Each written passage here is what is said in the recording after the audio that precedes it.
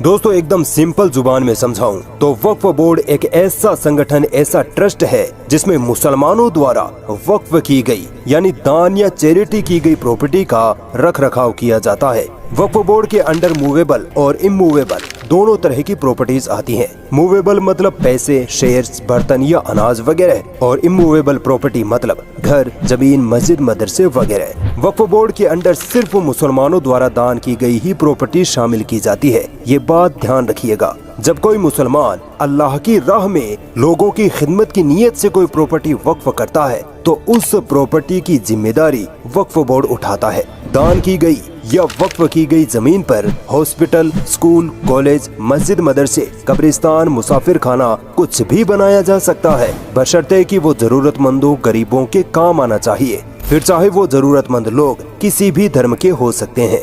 एक बार अगर कोई प्रॉपर्टी अल्लाह की राह में वक्फ कर दी गई तो फिर वो प्रॉपर्टी वापस नहीं ली जा सकती, क्योंकि अब उस प्रॉपर्टी पर सिर्फ और सिर्फ अल्लाह का मालिकाना हक होता है। हाँ, वक्फ बोर्ड के अंडर आने वाली सारी प्रॉपर्टी पर कागजों में भी किसी इंसान का मालिकाना हक नहीं होता है, बल्कि अल्लाह का मालिकाना हक होता है। लिहाजा वक्फ बोर्ड भी दान की गई प्रॉपर्टी को ना तो बेच सकता है, ना ही किसी दूसरे इंसान के नाम करवा सकता है। उस प्रॉपर्टी का इस्तेमाल उसी हिसाब से किया जाएगा जिस हिसाब से प्रॉपर्टी दान करने वाले की नीयत होगी।